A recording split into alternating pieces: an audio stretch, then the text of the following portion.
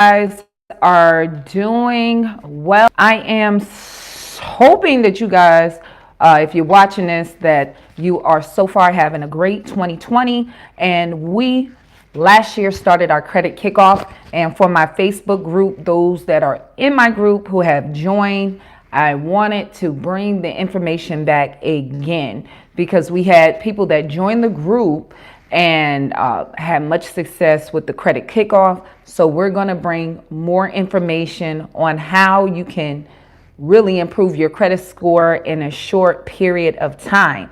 So we had some people in the group, a lady in the group who actually started in January of last year at a 605, and in 4 months she was at like a 720 credit score, 715 credit score. So it really doesn't take long if you know what to do. So along with the credit kickoff, we are also having a business kickoff, because what I'm finding, most people that are reaching out having problems with their credit, what happened is they either got hurt on the job, could not pay their bills, lost their job, and they didn't have the income. So now with the pandemic going on, there are ways that you can make money even if you are laid off by starting an online business. And we dropped the video, is coming on at 8:45 on East Coast, which is Eastern Standard Time, on our business channel. And we're going to show you a tutorial, one video, how I made with $0, started a business with $0, but made $1,100 in my first month. So if you coming in, please like this video. It helps the algorithm. And also, if you're new to the channel, new to this information, please consider subscribing. So let's jump into it. My first segue for the credit kickoff is something that people have a lot on their credit, and a big issue that people have with their credit is collections. So we are going to start off with collections, but tonight I am going to talk about consumer collections. From this period on, I'm doing this because we just starting a new year, so I want to get people who have made that resolution to change their life going as soon as possible. But for now on, we will be going live at 8 p.m. on each Thursday. So when it comes down to what I call, or what I'm labeling, consumer collections, we're talking not about medical collections. I will be talking about that next week. These are collections that and this will not be eviction collections. That's going to be a whole nother category, because I have different ways to attack those two different categories. But with regular collections that you have from a credit card or any other kind of account that you had that did not have to do with medical or an apartment, we're going to consider that a consumer collection. And the reason why these collections, especially with credit cards, are some of the easiest ones to attack. And we're going to start off with two types. If you have very small collections on your credit report, and I'm considering a small collection is a collection generally up to about $1,000, $1,500. I will consider that a small collection. You could even push it to about $2,000. These are a smaller category collection. When collections are on the table, you have to remember, collections are really charge-offs, originated as charge-offs, with you had made a original, some kind of agreement with an original creditor. And what happens is, let's take for an example, a credit card debt, because many people deal with this. If you had ABC credit card, you had $2,000 that credit card limit on this credit card. You use this card, you paid it off, but you got into a situation, lost your job, where you can't continue to pay on this credit card, and now you have a $2,000 credit card debt. That credit card company, the original collector, will try to collect on that debt, and generally after 180 days they will discontinue trying to collect that debt and either charge it off or write it off. So you will see that notation on your credit report. Then what that means, they wrote that off, and what they did is got a credit from the IRS. So they, just like in a business, they get to write off debt. They charge that off as a loss, and the IRS will give them a tax credit of that $2,000.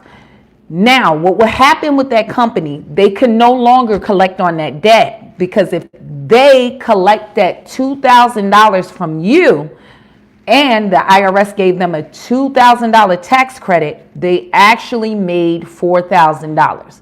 So that is really an unfair enrichment. But one thing you will understand, in the banking, in the business world, they never lose. So for them to make even more money, understand that they have been given a credit by the IRS, but for them to make more money, that debt's satisfied. For them to make more money, they sell that debt to a third-party collector. So when you're dealing with a third party, they generally bought that debt. Now, we're not talking about contract, because there are contract collection companies that work for these companies. You will get that a lot with a student loan. But with credit cards, they're going to generally charge off that debt, and another company, and you might see on their name a portfolio, or you'll see in the names with collection companies, recovery, different names like that, because a lot of times these companies take your debt, my debt, and other people's debt and put it in a portfolio, an asset, sell it to that company, and that is a performing portfolio for them. It's a way for them to make money. But what it is a form of credit terrorism. Because the problem with a debt like that, credit card companies, when you get that card, use that card, what will happen with that credit card? You don't sign a contract. Most of us get that card in the mail and do not sign that contract. So when you have that card, you are using that card. Now, you will hear a lot of people. Now, this does not, none of this constitute legal advice. I just want to let you know, you guys, this is for educational purposes only. And I am going to be talking from my personal experience and what I have done with these collections. So we're going to segue. Most of the times when you speak to attorneys, the attorney will let you know, oh, they have a right to buy a debt. Debts are bought all the time. The problem is you have to push the fact, where is the original contract? So keep in mind that third-party collection company, you never got an Uber ride, you never bought a hamburger, a t-shirt. They gave you no service. You do not even know this company, and you never agreed to do business with this company. The credit card company, any other company that sell that debt, when you bound that contract with them, they have to show you gave them a legal right to sell that debt. So when it comes to repossessions, when it comes to foreclosures, you're signing contracts. So this is why you'll see those kind of loans change hands often, because it's actual paperwork that you sign. But when it comes to credit card debt collections, you don't sign a contract. Now, what they will tell you, you agreed to the terms of use of service. But where did the terms and the use of service, where did I agree and expect expressed my agreement to that debt being sold. So that's where you have to get them. You guys, if you can, I see it's 38 people in the room. If you can, hit the like button for me. It helps the information get out. So make sure you keep that in mind. The problem with collection companies, thank you so much everyone for checking in. Thank you, Brandon, I appreciate it. The problem with collection companies, you guys, what they'll do is they are in light of all of this. The industry understands this. This is why they call you on a recorded conversation. So they call you on a recorded conversation, and just like with a marriage, they get you to bind a legal contract. So they will tell you, I'm calling for so-and-so company, this phone company or that company, a utility company. I seen somebody in a comment, and I'll answer you guys questions at the very end, because hopefully once I give the explanation, it could just answer your questions and we'll go back. But what they will do is call saying that they represent that company, or they're calling in reference to a bill, and you will begin to speak to them and form a verbal contract. And you have to be careful, you guys, because a lot of these debts, you really got to check the statute of limitations, you guys. There's statute of limitations, number one, in your state. So by you, a lot of times getting on the phone, talking to these people, you could reactivate a debt that they could not, number one, sue you for. So you want to never talk to a collection company on the phone. The best thing you can do, and you can try this, and this will work for you, when they call you, tell them, I am willing to talk to you. Now, but one thing I need you to do, they'll say, we're calling on a recorded line. Tell them I will talk to you, but you cannot record my conversation. They will hang up. I will have to disconnect this call, because they understand that part of it, that the only way they can solidify this is by deceptive type of tactics, and what you don't know will hurt you. So your best avenue, another thing, you need to be careful when you're verifying. When they will call you and say, is this Sherry Beckley? Is this, you should not verify that information. Number one, you don't know them. And who are they? They should not have your personal information in the first place. Keep in mind, you guys, these companies are underhanded. There are many times, there is actually the Consumer Financial Protection Bureau have a lot of lawsuits right now that is going against a lot of these companies, because they will take your information. They will take your personal information and call you. And if you agree to pay them or give them a payment, you have agreed to do business with them. So you want to be careful. Okay. So one of the other caveats to this, make sure that anything that you do with them, you find out, you send a letter in writing, which is called a debt validation letter. That is your legal right under the federal law. So it's the Fair Debt Collection Practices, okay? You have a right for them to prove you owe them the debt. So the way this breaks down is this. Number one, because a debt is owed does not mean it gives any Joe Schmo a legal right to collect on that debt. We all have a light bill. We all have some kind of bill.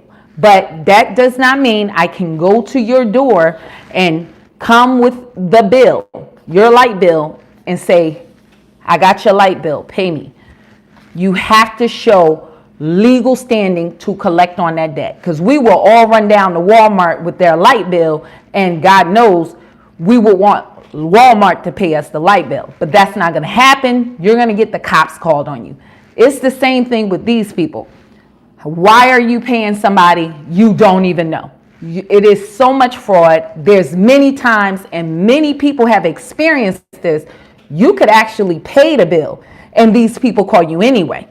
And you'll call that company, and they'll tell you, oh, that debt was paid. You have to be careful, because even if you pay them, understand with a collection, the way the credit system works, the longer with a FICO score, not talking Vantage score like Credit Karma, you really have to have access to your FICO scores. The longer an item sit, a collection, the less, after about 90 days, the less you'll start to see that take effect on your credit score. You'll initially see your score go down for 90 days, but after the 90 days, you'll see your score begin to creep back up. After 6 months, it will lessen and lessen, and in a year, you will really not see too much of the effects of that miss or that collection that is reporting. Now, to take it even further, things that are late or over 2 years old, after a while, like those things, really, you'll see your score go up. There's people with 700 credit scores with collections. So they understand that. The problem is this: if you pay that, say the statutory limitations for what can be reported on your credit report is the date of last payment. So when that collection hits you, it might initially make your score go down.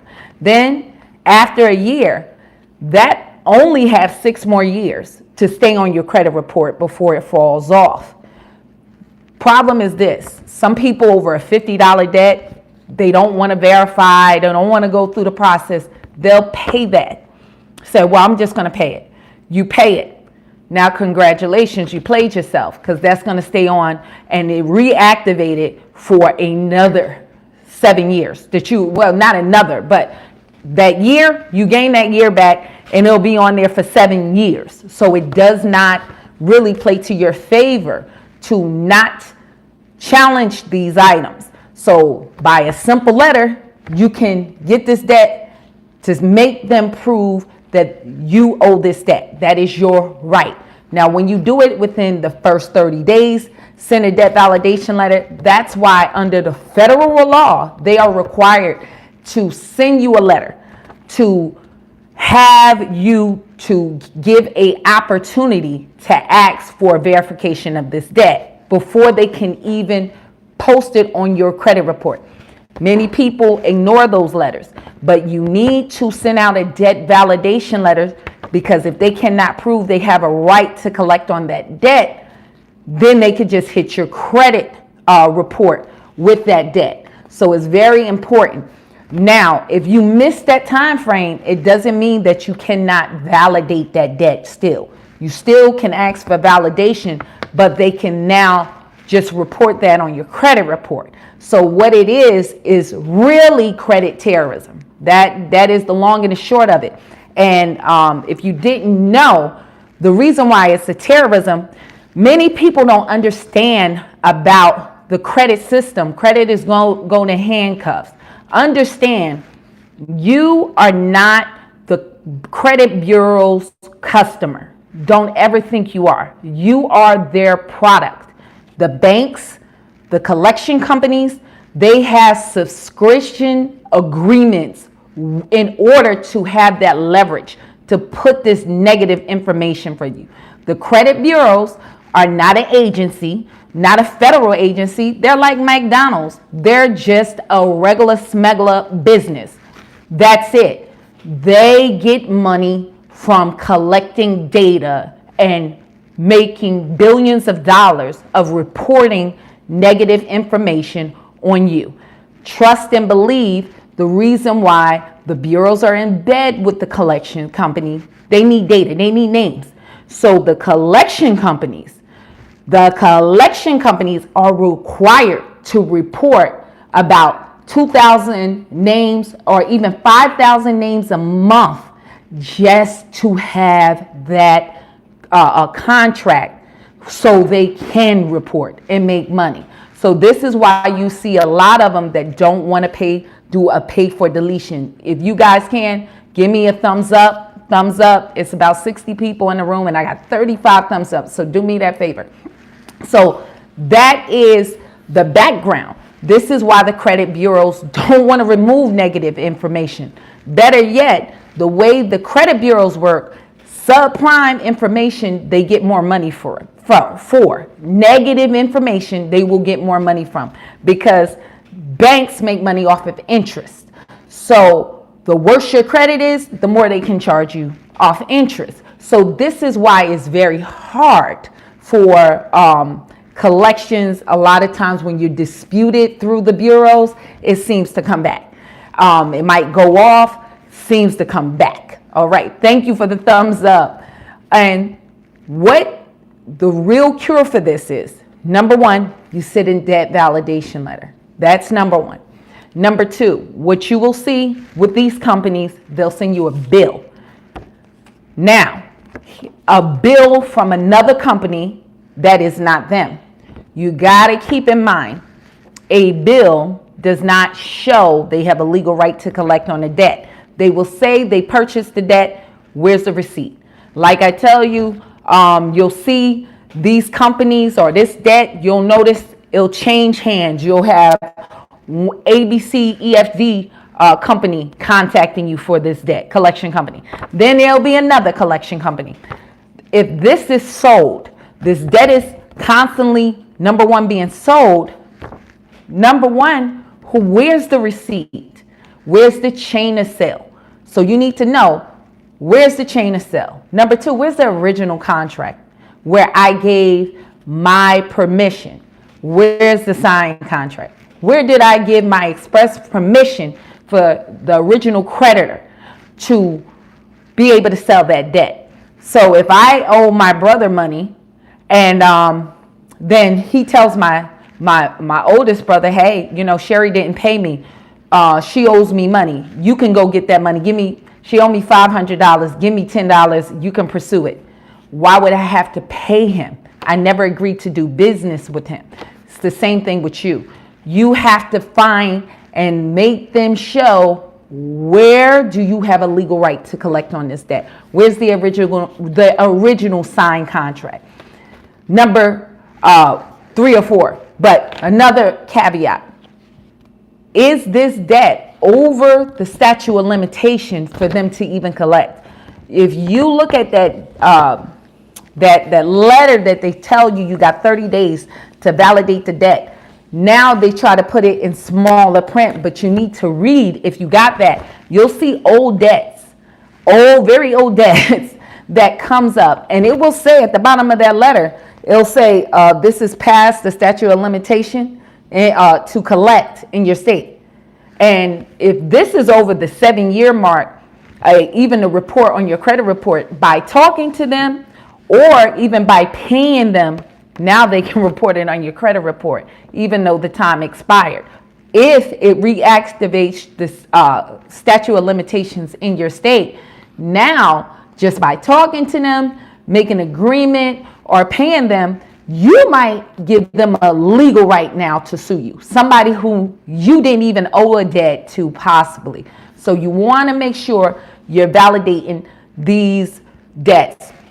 Another part you need to ask them, a lot of these collection companies need to, in these states, be registered as a business. Can they really do business in your state? And many of them have to have bonds. So you also need to ask them, do you have a legal right to be or operate as a debt collector in my state? So different states have different regulations that they are able to even operate in certain states. Some of these companies are banned. So you want to verify that. So when they send you a bill, after you send them the debt validation, you just simply have to reply that because the bill is owed does not mean that they have a legal right to collect on the debt.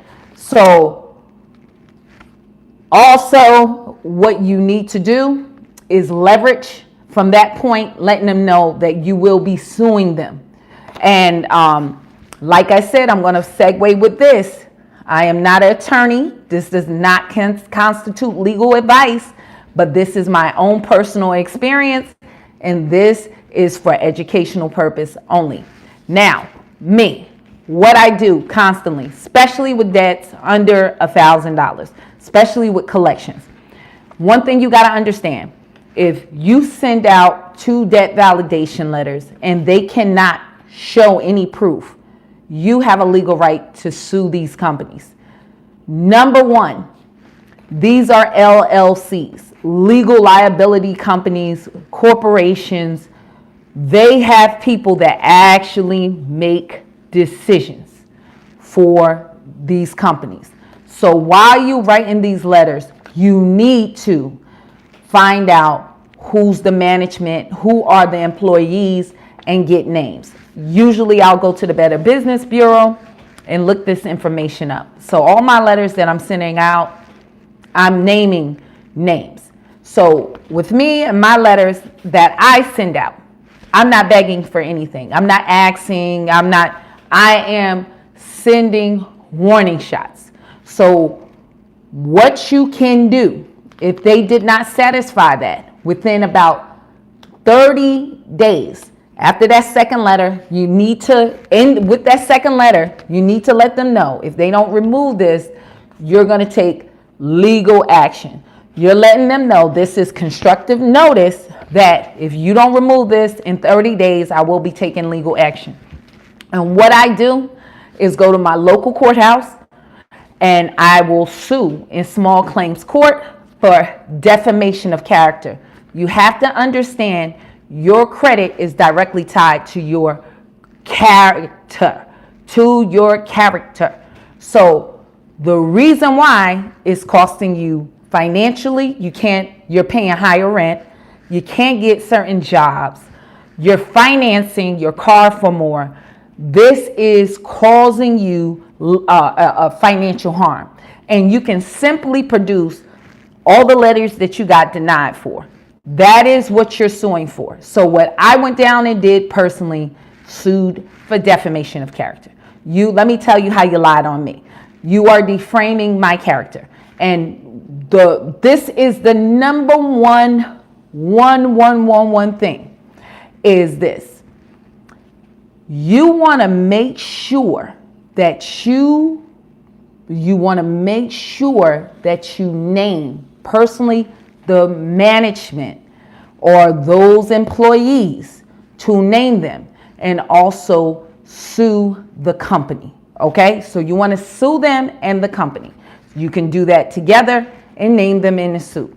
So if my debt is $500, I'm suing them for $850. And the reason why this is strong is because what will happen is you are being lied on. If they cannot prove their case, you are being lied on. But number one, when any court action is taking place, it's located in the PACER system. This is the court system. Records that for bankruptcy, you'll see for why people can't get evictions off, because any action initiated in the court system, it's going to be a record with the PACER system. So what this is in turn going to do is going to hit the management. It's going to hit their credit reports. It's going to be in a record with them personally. So what that's going to do is going to give you leverage. So if you imagine you're an employee of a business and a lawsuit come to your business, for you, the first thing you're going to do is you're going to go and you're going to make that management make sure that they do something. Okay? So you're going to make sure that you're going to kick up sand, especially if you own a home. Because what happens is if you win your case, if they don't show up, if they don't do something, it's going to be a judgment against that person personally along with the company. So you become their creditor. The second part of this is when you sue a LLC, most states, what will happen is this. When you sue an LLC, they have to be represented by an attorney. That's that. So for an attorney to come and also, so can I sue the employee? Exactly. If y'all God don't understand, yes, you can sue an employee. Employees get sued all the time. So what you can do is simply do this. Once you hit that lawsuit, and once they actually receive that suit, many times that attorney is going to call, or you can call them after 2 weeks, and then they want to settle. Because remember, they buy these debts for pennies on a dollar. Most of the time, if you have a $1,000 debt, they might have purchased that for $50. It's really not worth them fighting. So what you're going to do in return for the settlement, tell them to remove it from all CRAs. And we're talking about all credit reporting agencies. That means LexisNexis and all these other companies. You can just tell them to remove it. They'll simply send you paperwork. Make sure you read it. I say have an attorney to read it for you, and make sure that within 30 days, they're going to update that. Me, myself personally, I ask for damages, maybe of no more of $200 to $300, and then that debt is removed. Now, the problem with I see a lot of people say, oh, I just disputed. Good luck with that, because many of you have disputed this stuff, and guess what? It comes back. How many put your hands up? You disputed something and you came back over and over again, over and over again, and they'll send it and sell it to another one. So if you want to live that experience like Groundhog Day, be my guest, because you're not going to go far with that. So the only way I really will say that you should be bothered with disputing, especially those small debts over and over again, I really the only way I can say to dispute something if it's really large. But trust and believe, if you got a large collection of about $10,000, $2,000, $3,000, what they're going to do is sell it to an attorney in your local state, and somebody's going to pursue you. So either you sit there and you be scared and you're going to wait. A lot of y'all being sued now, and what you going to do? Actually, what you need to do is what I just told you anyway. You countersue, and you countersue for more. It's called leverage. And if you don't understand that's how that works, keep doing what you're doing. But what's going to end up happening, if you got a debt over $2,000, you can try to keep disputing it off, even the smaller ones, but good luck with that. Because all they're going to do, that company, if it gets disputed off, they're going to sell it to somebody else. And you're going to constantly go through this. Many of you hire credit repair companies, and that's all that happens to you anyway. And so, therefore, if you want to keep disputing the item over and over again and it come back, what I just gave you is the permanent solution. Once that debt is done with, you get your money, you slide, it goes off your credit, you're done. That is your best avenue. And that's the fastest way for you to actually clean up your credit. We're dealing with consumer debts. Now, like I said, if you want to continue to go to the bureau and get rounds and rounds, and let me help you out here. When you go to the bureaus and you dispute, your best bet is to send a debt validation letter anyway. Because here's the caveat. That collection company, regardless, have to update the bureaus to see that, put a note on that account that account is being disputed. So what you want to initially do is send a debt validation letter, and then look at your credit report 30 to 45 days later and see if they had put the remarks that this account is being disputed. Then from that point, if they did not remove that account with the debt validation letter, then you dispute with the bureaus and dispute on the fact that they did not add the notations. And only those notes are for is if you're going for loans that a creditor can take that into consideration, that account is being disputed. But that's under the Fair Credit Reporting Act. But many times, a lot of people are looking at their credit and they don't understand why. They'll send out debt validation letters, or they'll send out and it'll be notes. And better yet, some of y'all, when those notes, to make it added clear, your score went down. So your best avenue is to send a debt validation letter. That is how you handle collection accounts, consumer collection accounts. And that's where you need to start. So if anybody have questions, I'm going to add it here. And we're going to read real quickly. Let me see. Spiritual Wealthy. I have a utility collection under $300. I got it removed, but I got it removed. Hold on. I got it removed. They sold the debt and it just came back and tanked my score. So she's saying the same thing. Spiritual Wealthy. I know you actually asked this question at the beginning when I was going into the information, and I'm glad that she actually made this comment, because this is what I said. This is what happened when people dispute. Most of the time with those small collections, it get resold and it comes right back. So for all of you that say, well, I'll just dispute it, good luck with that. So the best way to handle it, spiritually wealthy, is what I just employed to you. You send out debt validation letters directly to that company. Instead of continually going to the bureaus for that to be disputed off and be resold over and over again, what you simply do is file a defamation of character lawsuit against the management and the rest. That's what I have done, and that have worked. But another point with the credit bureaus, they should have notified you. They should have at least gave you 5 days notice or some notification of that negative item, that it was coming back on your credit report. So make sure you can dispute that again, dispute that item again, send a dispute letter, and make sure that you notate that. That's under the Fair Credit Reporting Act, that any reinsertion of a negative item, they should notify you. So another side note, with a lot of these companies, they'll resell the debt, or sometimes you'll dispute an item, you'll see that it comes up. They don't deal with these items or your account individually. They have a batch system where every quarter they'll re-upload these accounts manually, like through a computer system. So this will happen often, or simply with a collection, you'll see that they'll resell that debt to recoup their money, and you'll just constantly go through this cycle. All right. Thank you, Brandon, for checking in.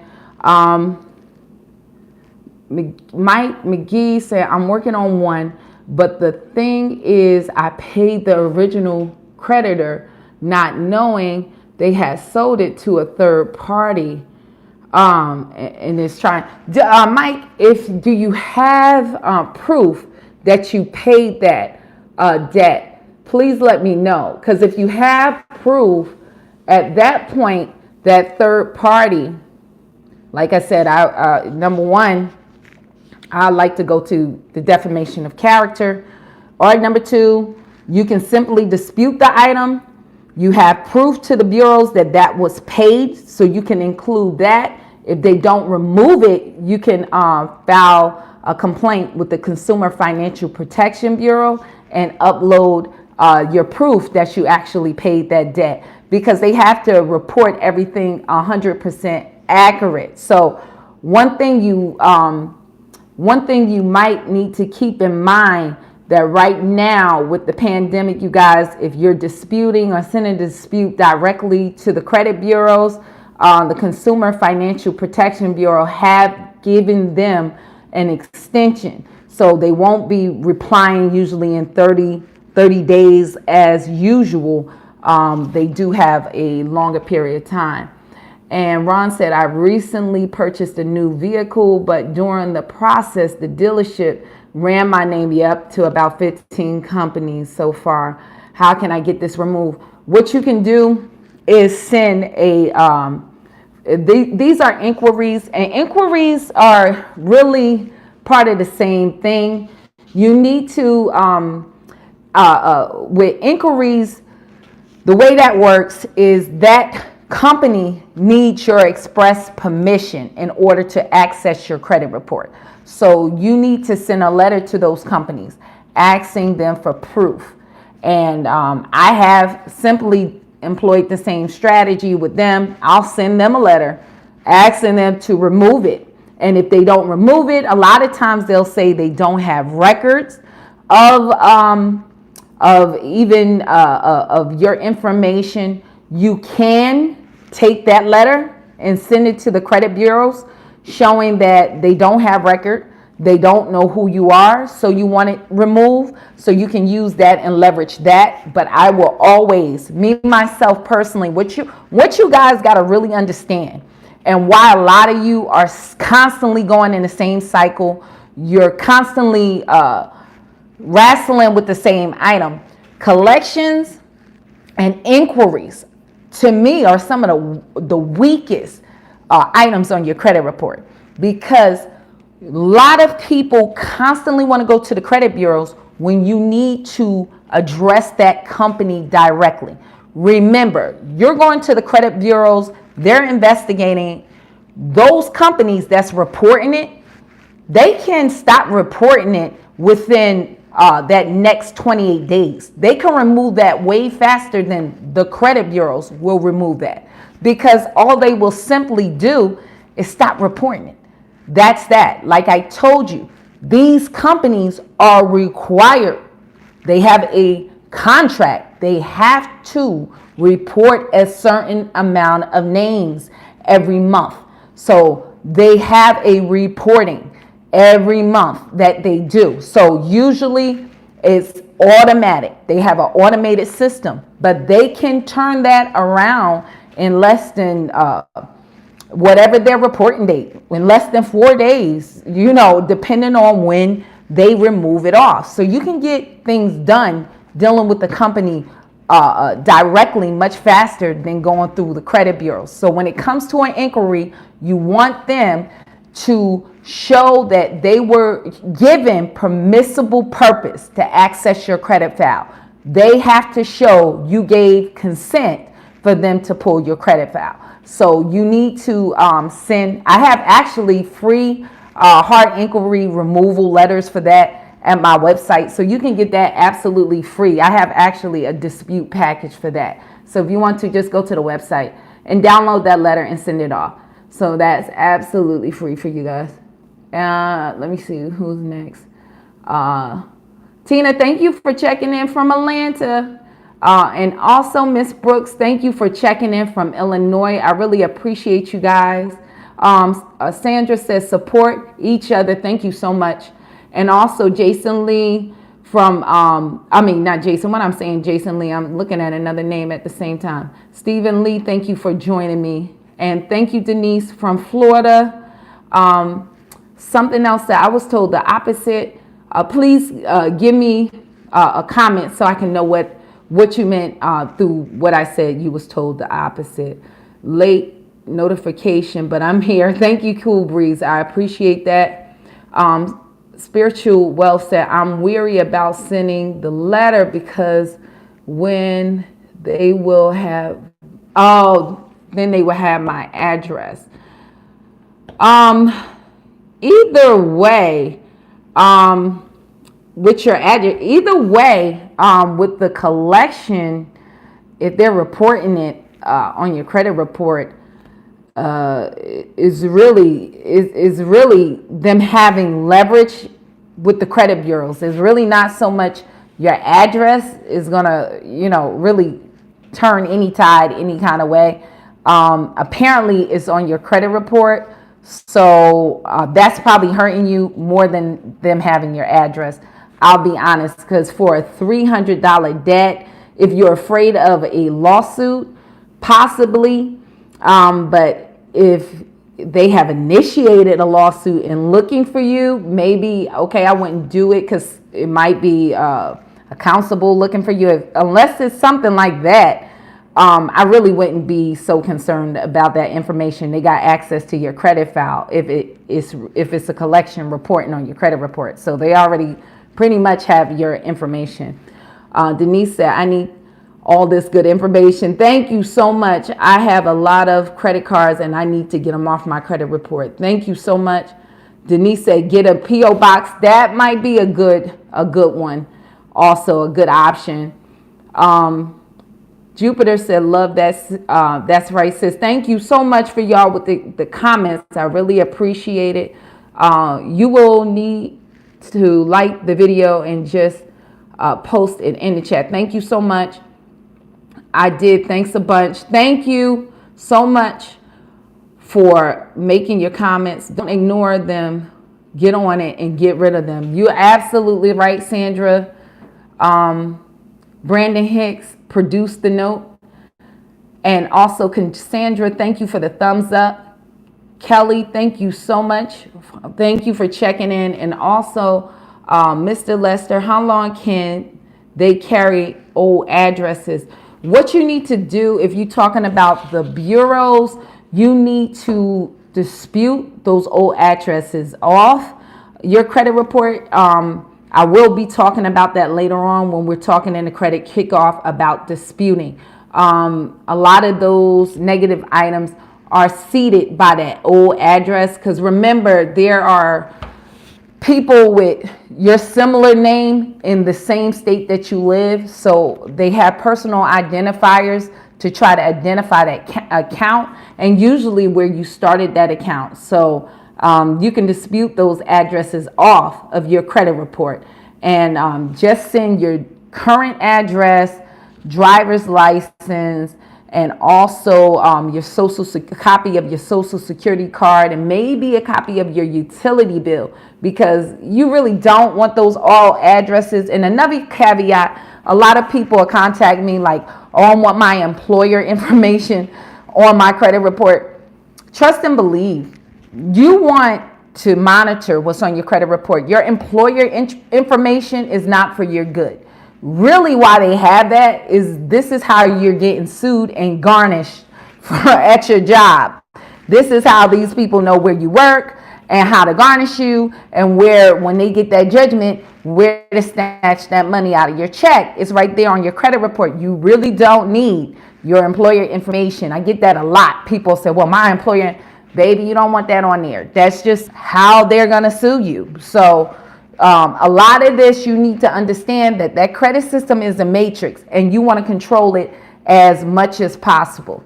So next, I want to see, Moza said, is it possible to remove a paid collection? It is possible to remove a paid collection. One thing, it depends. Number one, if you are, if you paid the collection some time ago, you can dispute that item off through the credit bureaus. And so that will probably be your best avenue to attack it that way, is to dispute the account off. Try to get a credit monitoring system where you can see all three accounts at the same time, maybe like My FICO, Identity IQ. And you want to look for that account, that collection account, inconsistencies of reporting. You'll see a lot of time if you're looking at Equifax. I don't know why Equifax tend to have a lot of different dates compared to where you have Experience in TransUnion. I have a different last payment, data last payment, and that's a big one, because data last payment on that account, it dictates on how long that 7-year window starts. So if they keep changing, or if they actually made that date of last payment more recent than what it really was, that's actually called, it's really called re-aging the debt.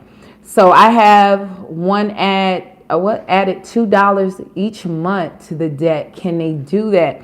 Mike McGee, let me know what kind of debt it is.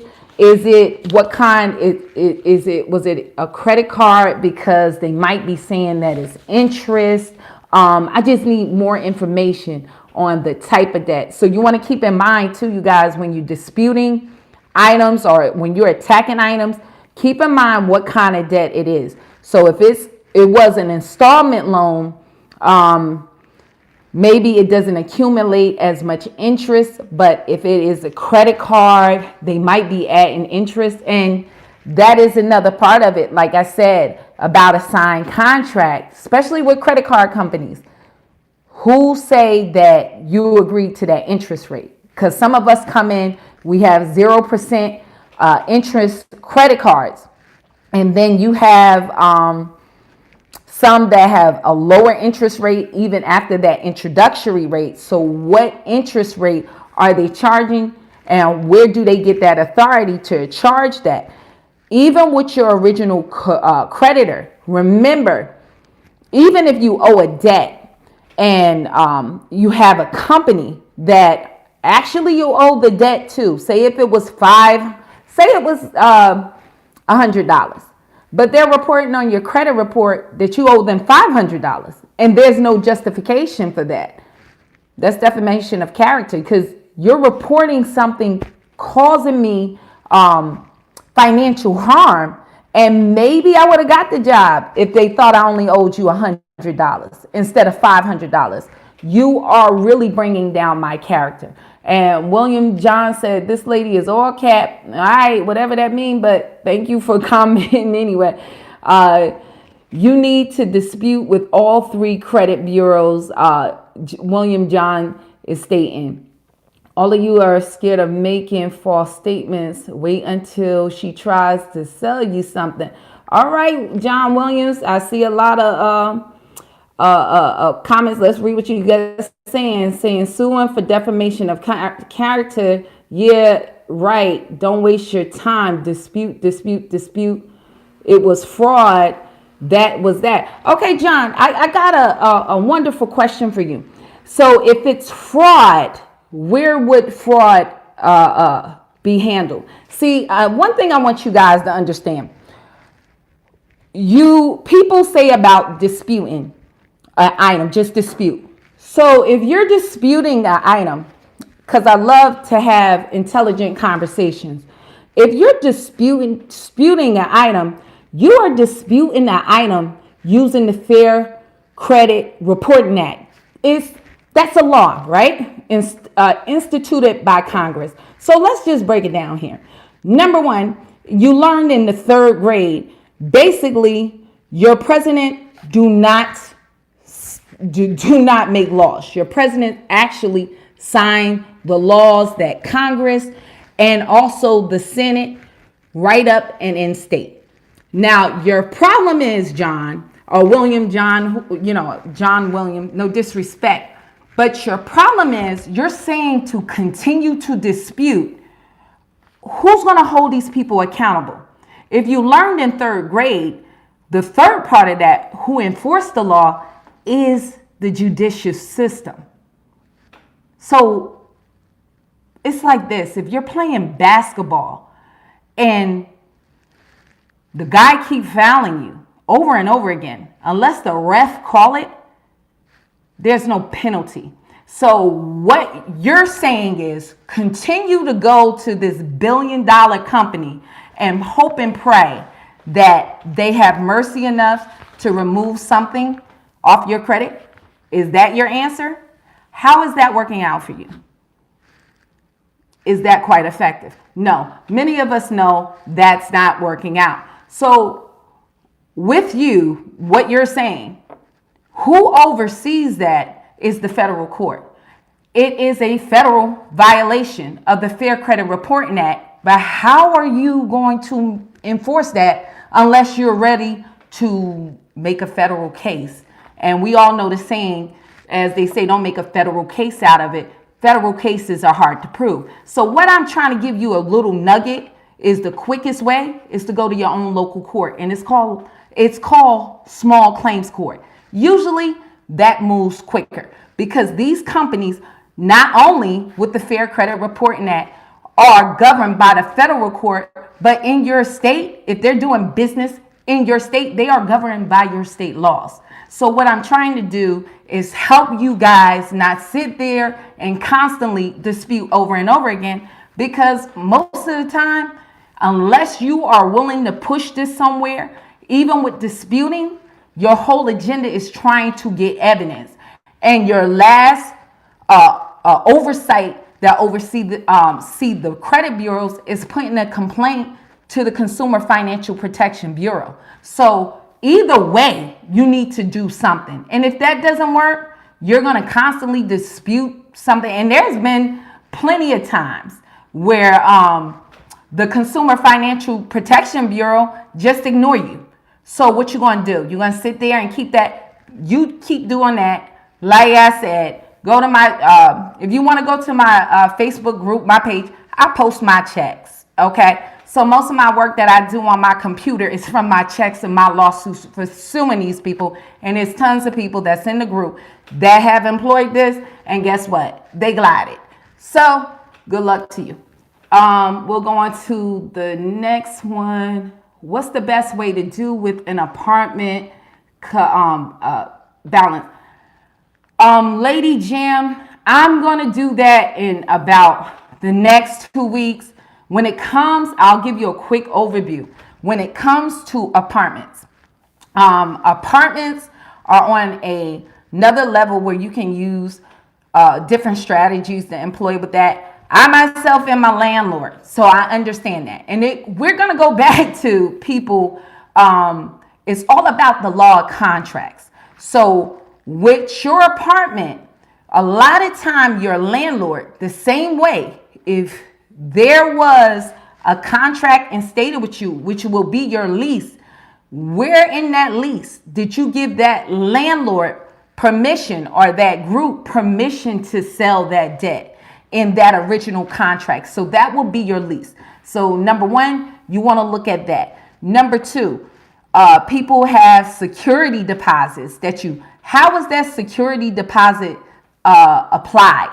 And so if you had security and they're claiming that you have money that you owe for the balance of your rent, how is that my security applied to that? If they're saying that you had damages, many states in which you will have to check in your state is the landlord-tenant laws.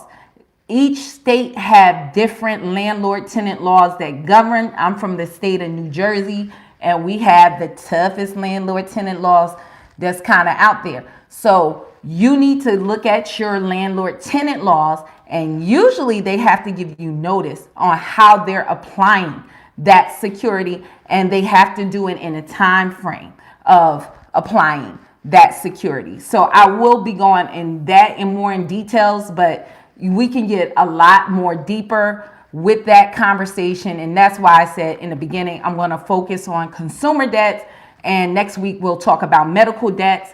And then I'm going to do eviction debts also. So that's just a caveat for all of y'all that's dealing with eviction collections. It's really using the consumer avenue, but also you want to look in where you have a lot of leverage, because you need to look in your state laws what they do with that security deposit. A lot of these states require you to deposit that landlord in a certain amount of time to deposit that security deposit in an interest-bearing account. So you need to ask for the accounting, and there's other ways that you can go after that also. So I'm going to close this out, you guys. I'm going to try my best to answer everybody's individual comments. I know this live is rolling over to like an hour, and I will be covering things. If you need to, you guys,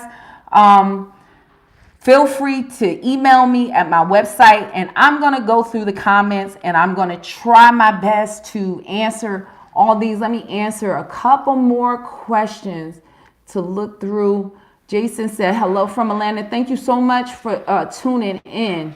Let me just go through.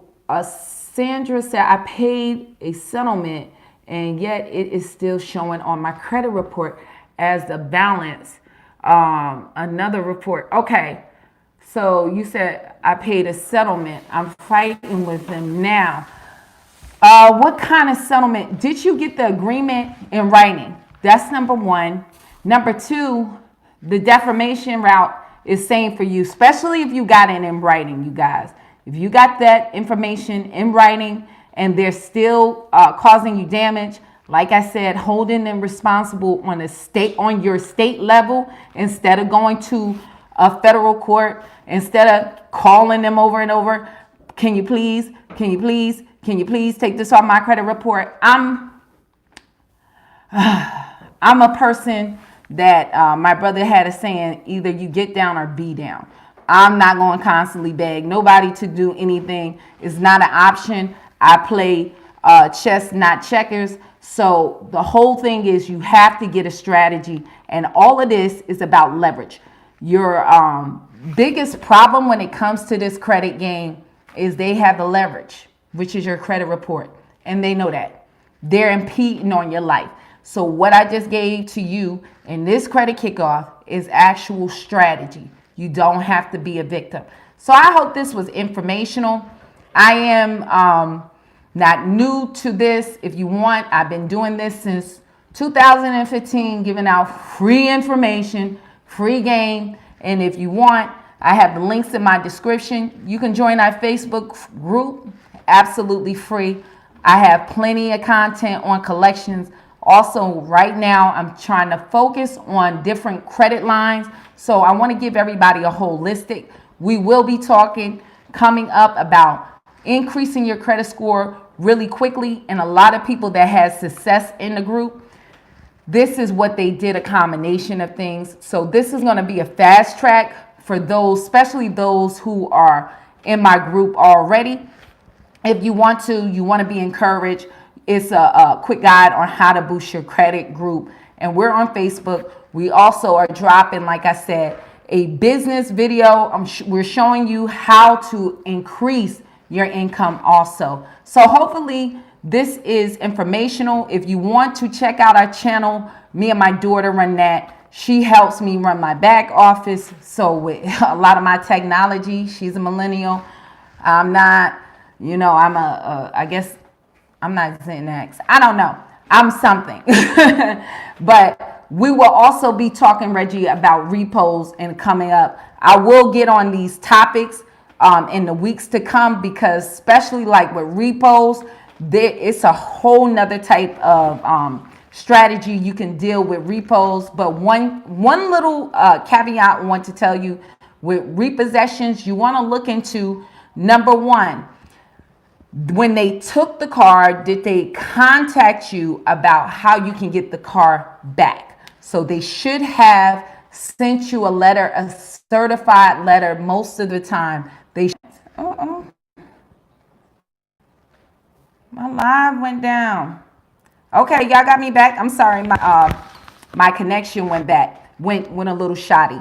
But number one, they should have gave you an opportunity to get that vehicle back. Number two, they should, if they were taking that car to auction, gave you an opportunity to be there at the auction. So they should have notified you of that. So of that date. Then if they sold that car at auction, they should have sent you a letter of what it was, the balance left over on that car. You also want to look at your original paperwork on the terms of the agreement with the repo, as far as the fees and things like that.